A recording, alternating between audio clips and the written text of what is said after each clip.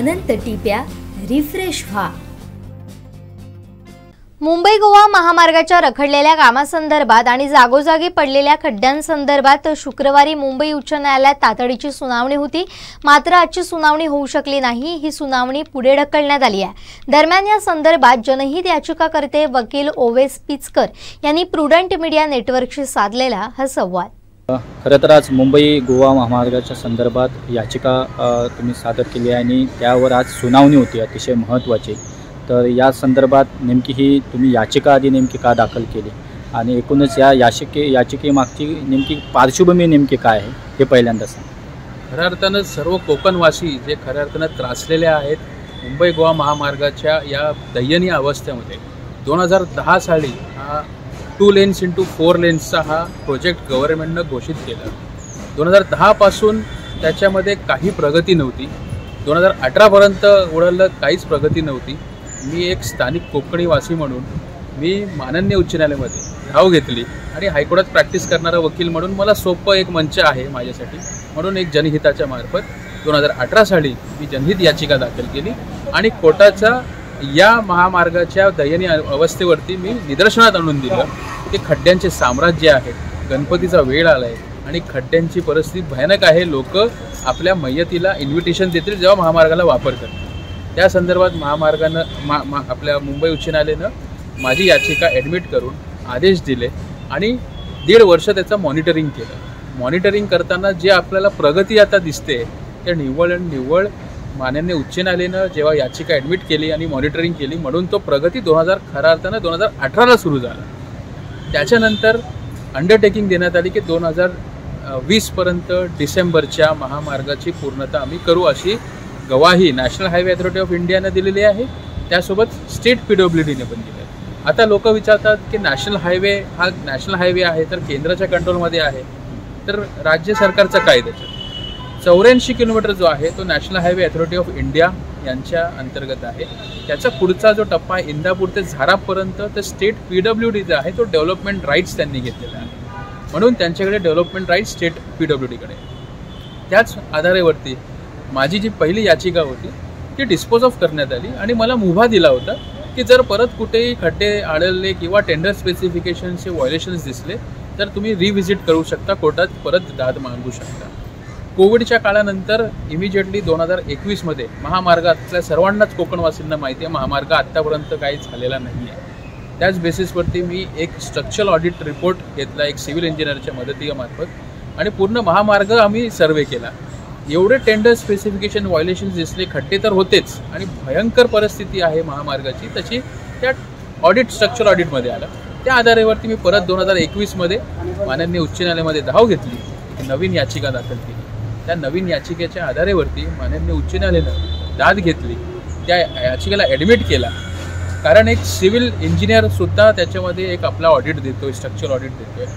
मध्यंतरी स्टेट आणि केंद्र सरकार एकामेकांवरती हे आपल्या सर्वांना या मीडियाच्या माध्यमातून माहितीच असेल की सर्व राजकारणीय व्यक्ती एकामेकांवरती आरोप करत होते, म्हणजे एकामेकांवरती ढकलायचाही प्रयत्न होता। म्हणून मी प्रार्थना अशी पण केली होती की तुमच्या दोघांना जर होत नसेल तर बॉर्डर रोड ऑर्गनायझेशनला द्या।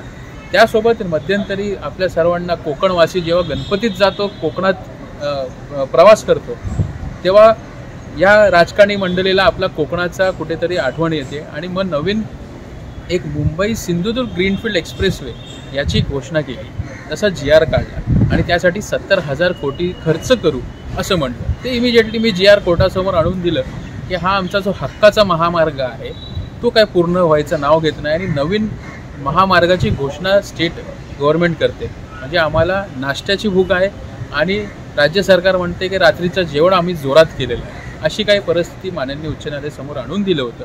माननीय उच्च न्यायालयानं वारंवार आदेश केला, आदेश करूनही जो NHAI आहे तो पहिला टप्पा जो त्यांच्याकडे आहे 84 किलोमीटरचा, त्याच्यामध्ये काही खड्डे भरायचं काही काम होत नाही आहे। मध्यंतरी त्यांनी असं बोलताना गडकरी साहेब असो किंवा नेते मंडळी असो तेव्हा त्यांनी बोलताना बोललं की कॉन्ट्रॅक्टरचा आम्ही जो ॲग्रीमेंट आहे ते रद्द केलं, त्या रद्द करण्यामुळे कोर्टात गेलो, दिल्ली हायकोर्टात गेलं, म्हणून ते ॲग्रीमेंट रद्द करण्यामुळे रखडलं, मग लँड ॲक्विशनच्या प्रोसिडिंग्सच्या मुलं रखडलं असं भाषणात मी ऐकलं, पण तसं काही नाही आहे। ॲक्विशन पहिलेच झालेलं आहे। हां, कॉन्ट्रॅक्टर जो त्याचा कॉन्ट्रॅक्ट रद्द केलं, कारण त्यांनी 2010 सालीपासून तो पहिला टप्पा आहे तो कामच काहीच केलं नव्हतं, तो एलिजिबल नव्हता प्रॉपरली, म्हणून कॉन्ट्रॅक्ट रद्द केलं. त्याची प्रार्थना मी सुद्धा कोर्टात केली होती. पण त्याला स्टे कसं भेटला? स्टे नाही भेटायला पाहिजे होता, कारण 2018 साली अशी अमेंडमेंट आली स्पेसिफिक रिलीफ ॲक्ट खाली, ते पब्लिक इन्फ्रास्ट्रक्चर प्रोजेक्ट संदर्भात स्टे देता येत नाही.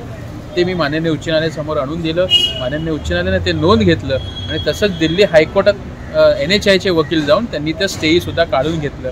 तर निव्वळ जो महामार्गाची प्रगती आहे ते माननीय उच्च न्यायालयानं आपल्या याचिकेची दखल घेतली, आदेश पास केले, म्हणून हा महामार्गाचा जे प्रगती आहे ते दिसत आहे. मध्यंतरी मी माझ्या नवीन याचिकेमध्ये नवीन डेडलाईन दिली की डिसेंबर 2023पर्यंत मी काम पूर्ण करू. त्याच बेसिसवरती prima facie case of contempt of court होतो, म्हणून मी हवामान याचिकासुद्धा दाखल केली की ते स्वतः आपल्या अंडरटेकिंगचं उल्लंघन करत आहेत. रिसेंटली 5 जुलैला तसे आदेश झाले कंटेम्प्ट ऑफ कोर्टमध्ये की स्टेट PWD आणि नॅशनल हायवे अथॉरिटी ऑफ इंडियानं 50,000 रुपये दंड त्यांना ठेवलं आणि त्या लिटिगेशन कॉस्ट म्हणून मला ते द्यावं अशी आदेश केलं. त्यासोबत superintendent of engineer of PWD आणि project director of national highway authority of India यांनी पूर्ण महामार्गाचा सर्वे करायचं आणि ते रिपोर्ट कोर्टासमोर आणून द्यायचं. आता मला वाटते कुठेतरी जरी राज्य सरकार असेल, राज्य सरकारचे आत्ताचे विद्यमान जे मंत्री आहेत PWD मिनिस्टर, त्यांनी 2-3दा सर्वे केलं. कुठेतरी राज्य सरकार गंभीर आहे आणि प्रश्न कुठेतरी मिटवायचा प्रयत्न करतोय, हे कुठेतरी 100% दिसतोय. पण national highway authority of India किंवा केंद्र सरकार असो काहीच करत नाही आहे. अक्षरशः फक्त रिसेंटली पण मिनिस्टर साहेबांनी म्हटलं की बुक लिहिली जाईल, किंवा आपल्या PWD मिनिस्टरनं सुद्धा सांगितलं की त्याच्यामध्ये वेब सिरीज होईल. तर जर हे सर्व होईल तर सर्वात मोठा जर किरदार असेल तर माननीय उच्च न्यायालयाचा किरदार असेल हा महामार्ग पूर्ण व्हायसाठी. कोणत्याही आपल्या जे स्थानिक नेते असतील किंवा केंद्राचे नेते असतील त्यांच्यामुळं हा महामार्ग पूर्ण झाला नाही आहे असं मी एक स्ट्रॉंगली बोलू शकेन. हेच माझं माननीय उच्च न्यायालयासमोर सुद्धा एक वकील, कोकणास्थ वकील म्हणून माझं हे प्रयत्न आहे. आजची पण हिअरिंग होती, त्याच्यामध्ये आपण खड्ड्यांची परिस्थिती दाखवून दिली की आता कोकणवासियांना जर चंद्राचा प्रवास करायचा आहे तर चंद्रयान 1, 2, 3ची पण गरज लागणार नाही आहे. तुम्ही आपली गाडी घ्या आणि महामार्गावरती उतरा, तुम्हाला जेणेकरून असं वाटेल की महामार्ग हा तुम्ही चंद्राच्या सरफेसवरतीच चाललं आहे का, असं काही दयनीय परिस्थिती आहे.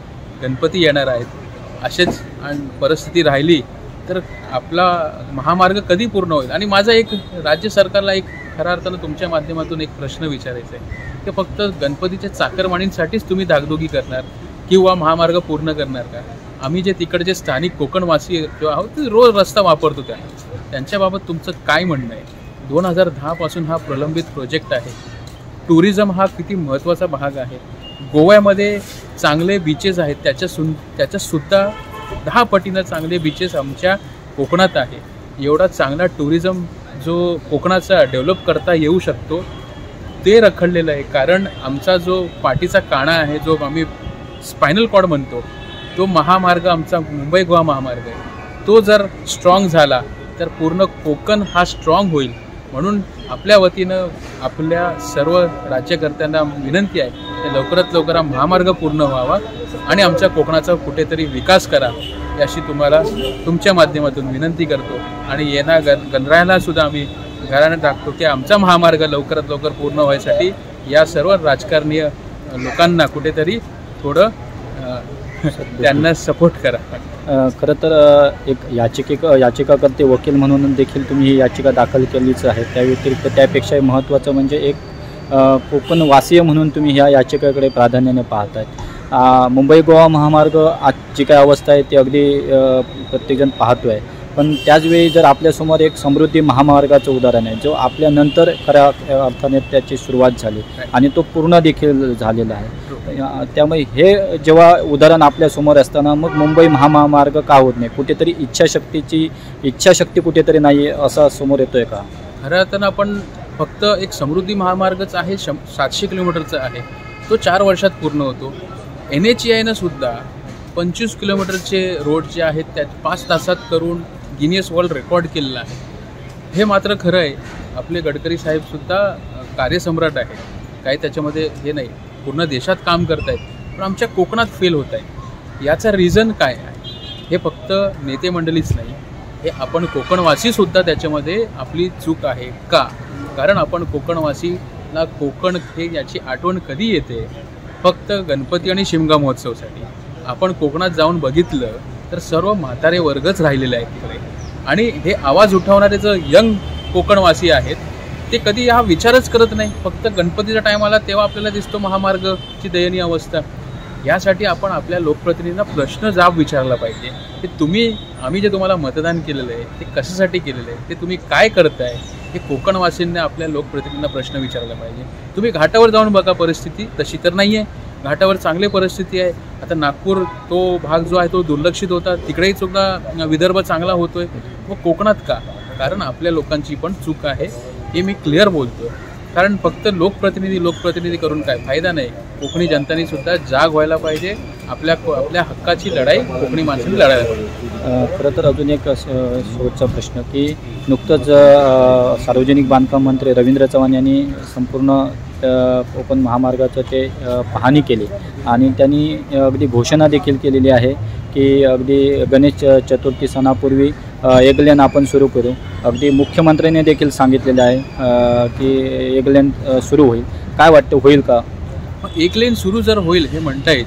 गेल्या वर्षासुद्धा त्यांनी 2022मध्ये सर्वे केला होता, परिस्थिती काही बदलली नाही. याही वर्ष त्यांनी सर्वे केलेला आहे, परिस्थिती काही बदललेली नाही आहे. आणि हे म्हणतात एक लेन. मग आम्ही जे कोकणवासी म्हणतो तेच बरं आहे. मग आमचा जुना महामार्ग होता 2 लेनचा, तोच तुम्ही बरा करताय. मग 4 लेनचा हा प्रोजेक्टचा मग काय करताय तुम्ही? हा प्रोजेक्ट किती पैसे खर्च केलेला आहे, ते पैसे गेले कुठे? हाही प्रश्न उभवतो ना इकडे की तुम्ही 1 लेन करताय. मग तुम्ही हा प्रोजेक्ट 2 लेन × 4 लेनसाठी सुरू कशाला गेलात, जर एकच लेनचा विषय तुम्ही मांडताय तर. आणि फक्त आज परत त्याच्यामध्ये एकच मी बोलतो की गणेश चतुर्थीमध्ये जाणारे, गणेश महोत्सवला जाणारे चाकरमानींचाच हक्क आहे का चांगल्या रस्त्याचा? आम्ही स्थानिक लोकांचं काय आहे, त्यांचा आमचा हक्क नाही का चांगले रस्ते भेटायचं? यासाठी हे क्लिअर आहे की आपण कोकणवासींची ही जी म्हणतो आपली सुद्धा जिम्मेदारी आहे की फक्त गणेश चतुर्थी किंवा शिमग्यासाठीच आमचा रस्ता चांगला नको, आम्हाला नेहमीसाठी आमचा महामार्ग लवकरात लवकर चांगलं पाहिजे. एकंदरीत जर तुम्ही ही याचिका दाखल केली, खऱ्या अर्थाने 2010पासून तुम्ही ह्या संदर्भात स्वतः ह्या सगळ्या महामार्गाचा अभ्यास करताय, त्यामुळे निश्चितच नेमकं पाणी कुठे मुरतं हे तुम्हाला समजलं असेल. काय सांगा? नेमकं याच्यामध्ये एक क्लिअर आहे की एका बाजूला कॉन्ट्रॅक्टरला कुठेतरी, मला रिसेंटली कॉन्ट्रॅक्टर्सनं जेव्हा हायकोर्टात आले होते तेव्हा कॉन्ट्रॅक्टर्सनं पण मला म्हटलेलं की हमको लोकल में बहुत तकलीफ दे रहे. आणि हे विषय फक्त कोर्टातच नाही, सार्वजनिक बांधकाम मंत्रीनं मार्चमध्ये मीटिंग घेतली होती तेव्हा त्यांचे जे कॉन्ट्रॅक्टर होते त्यांनी सांगितलं की स्थानिक पातळीवरती जो राजकारण आहे त्याच्यामुळं आम्हाला त्रास होतोय. एका बाजूला आमच्याकडे आणि ते कॉन्ट्रॅक्टर तुम्हाला चांगल्या पद्धतीनं बोलू शकते, कदाचित ते माझ्याकडे बोलत आहेत, पण त्यांच्याकडे तेवढी हिंमत नाही आहे की ते स्थानिक राजकारण जो आहे त्यांना कुठे ते दबावामध्ये असतील. कारण आता आपण बघायला गेलो तर सर्वजण आता सरकारमध्येच बसलेले आहेत, कोणी आता विरोधी राहिलेलं नाही आहे. आणि जे कोकणातले मेजर जे खासदार आमदार आहेत ते आता सरकारमध्ये आहेत. तर आता सरकार पण कोणाची बाजू घेईल आणि काय करणार, आता जनतेला सुद्धा हा प्रश्न राहिलेला आहे. तर पाणी कुठे तुंबतो हे खऱ्या अर्थानं बघायला गेलो तर माझ्यासारखा नागरिक आम्हाला सर्व काही दिसतो, त्याच्यापेक्षा सरकारला सुद्धा दिसतो. पण हे जे लोकल स्थानिक आमदार असो खासदार असो त्यांना तुम्ही जाऊन प्रश्न विचारा की तुम्ही काय करताय, तुम्ही कुठे पाणी तुंबलेलं आहे, ते काढायला तुम्ही काय प्रयत्न केलेले, जे प्रॉब्लेम्स आहेत ते तुम्ही काहीतरी केलेले आहेत का? खऱ्या अर्थानं बरोबर बोलले आपल्या गडकरी साहेब आणि चव्हाण साहेबांनी म्हणले की वेब सिरीज होईल. मग हे करा, खरोखर बुक बनवा आणि हे उघड करा, जनतेला पण समजू दे की कोण याच्यामध्ये खरा जो आरोपी आहे, कोणाच्या मुलं कल्प्रेट आहे, हा कोकणाचा विकास रखडलेला आहे, हे जनतेसमोर येऊ दे. हे आपल्या माध्यमातून मला हे नेते मंडळीला पण सांगायचं आहे की तुम्ही बोलले ते खरं आता करून दाखवा, वेब सिरीज काढा आणि उघड करा की कोण आहे ते नेते. खरं तर कोकणवासियांचा देखील आता संताप अगदी उद्रेक वाढताना दिसतो आहे. अगदी आत्ता तुम्ही देखील हायकोर्टातून उतरत असताना अगदी एक बोलकी प्रतिक्रिया देखील तुम्हाला मिळाली. जे कोकणवासीच होते त्यांनी देखील तुम्हाला अगदी हृदयापासून धन्यवाद देखील दिले. एकंदरीत जर पाहिलं असेल तर आता कोकणवासियांचा देखील उद्रेक व्हायला लागलेला आहे त्यांच्या भावनांचा. आणि एकीकडे तुम्ही कायदेशीर लढाई तुमची सुरू आहे. काय असेल एकंदरीत हा याचा एंड काय असेल? आता एंड आमचा एकच आहे की आमचा जो स्पायनल कॉर्ड आहे महामार्ग, मुंबई गोवा महामार्ग, कोकणाचा विकासासंदर्भात हा जर तयार झाला तर 100% कोकणाला चांगलं टुरिझम होऊ शकेल, बिझनेस वाढेल, कोकणाच्या बाजूला लोक परत फिरकतील. आता लोक डायरेक्ट गोव्याला जात आहेत, त्याच्याऐवजी जवळजवळ असणारे चांगलं सौंदर्य कोकण नटलेलं निसर्ग सौंदर्य असलेला आपला कोकण आहे, तिथे लोक येतील, कोकणाचा विकास होईल. आणि सर्वगुण विकास होण्यासाठी हा महामार्ग लवकरात लवकर पूर्ण व्हायसाठी माझी जी याचिका आहे ती माननीय उच्च न्यायालयामध्ये मी मॉनिटरिंगसाठी माननीय उच्च न्यायालयाला सांगितले आणि तसे आपले आदेशसुद्धा पास झालेले. जोपर्यंत 1ही किलोमीटर पूर्ण होत नाही माझी याचिका चालू राहील. आणि कोकणी जनतेसाठी आम्ही एक पॅरेलली, जशी माझी लीगल लढाई आहे न्यायालयाच्या मार्फत, पॅरेलली मुंबई गोवा महामार्ग जनआक्रोश समिती तयार केलेली आहे. त्या समितीच्या माध्यमातून कोकणवासी एकत्र येऊन आम्ही एक दबाव गट तयार केलेला आहे कोकणवासींचा. तोही आमचा प्रयत्न चालू आहे. आझाद मैदानला आम्ही गेल्या 2 ऑगस्टला आम्ही आंदोलनसुद्धा केलं.